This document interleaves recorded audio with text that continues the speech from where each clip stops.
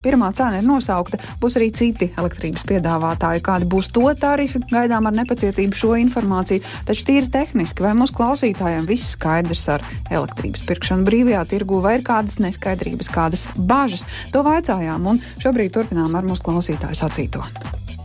11. gadā uzstādījām gaisa, ūdens, siltums, sūkni.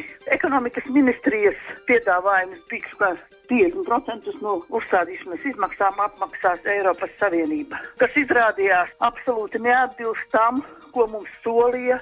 Elektrības patēriņš mums ir pieaudzis par 40%. Un tagad mēs esam tik ļoti nobijušies ar šo elektrības cenu pieaugumu. Faktiski mēs paliekam pilnīgi nabagi. Mēs nevaram to apkuri apmaksāt vairs. Neskaidrība, ja tiešām tas pieaugums būs tā, kā arī avīzē šur tur raksta, ka būs 30%, nevis tur 10 vai 12%. Jo pat šobrīd man mēnesī reāli ir jāmaksā kaut kur 250 latu par 100 kvadrātmetru platību.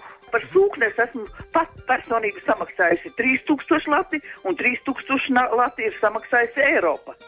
Ja jau reiz ir brīvais tirgus, cenai vajadzēja būt zemākai, bet pagājušo nedēļu Latvijas Energo teica 16,2. Šonedēļ jau tā cena ir uzaugusi līdz 16,7, 16,9. Pēc kāda parametra tad varēs izvēlēties, vai tad būs kādam tā elektrība, kuram elektrona ātrāk skraidīs, vai būs kaut kāds rozets, kas labāk smaržos? Nav tāda parametra, pēc kā var izvēlēties.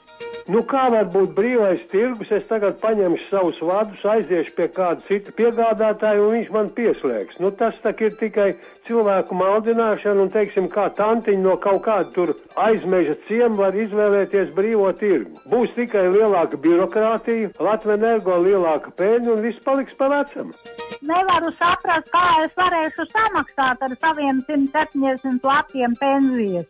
Elektrību dārgo. Man iet leduskapis un boileris, un 18 latus es maksāju.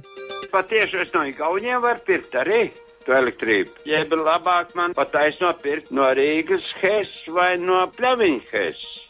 Kādā sakarībā tā tirgošana nokļūst caur biržu, caur brokeriem, caur Baltkomu? Kāpēc viņi pataisno netiek tirgot?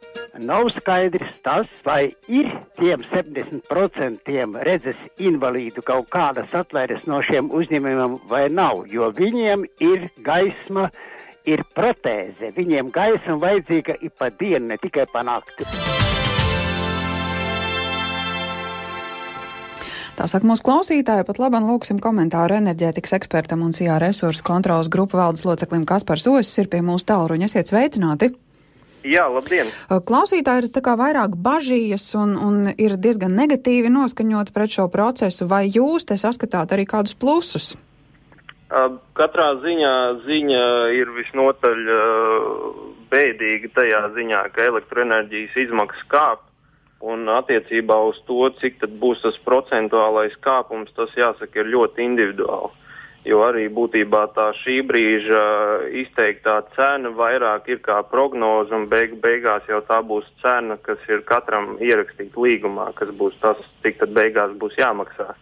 Tas, kas ir pozitīvi, varētu teikt, ka patiešām pat ar vienu tirgotāju šī brīža Latvijas Energo, kas ir izveidojis 6 piedāvājumus, tā ilūzija, ja tā var teikt, ir radīta, ka ir no kā izvēlēties.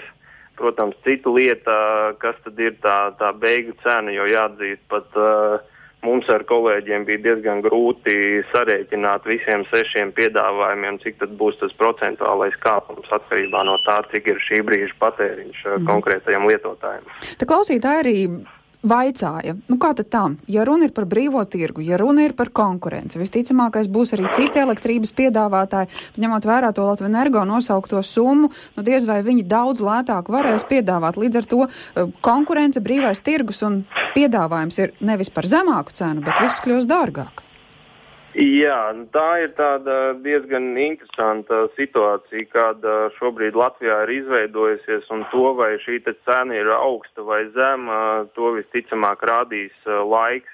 Ja parādīsies konkurenti, kas var paiet zem šīs cenas, tas nozīmēs, ka cena varēja būtībā tikt noteikti arī augstāka. Savukārt, ja tā nebūs, tad iespējams tas patiešām ir tas tā saucamais tirgus cenu līmenis, un ar to ir jārēķinās. Katrā ziņā šeit iespējams dar palūkoties, kas notiek tālāk pār Latvijas robežām, un tur jāsaka, ka vidējā cena elektroenerģijai Eiropā uz šobrīd, ja precīzi 13. gada pirmajā pusgadā bija 20 centi. Tā kā tādā ziņā, ja skatās, tad diemžēl jāsaka, ka vieta izaugsmē vēl ir. Ar skumju smaidu, jāsaka. Jā. Paldies! Runājām ar enerģētikas ekspertu un SIA resursu kontrolas grupas valdes locekli Kasparu Osi.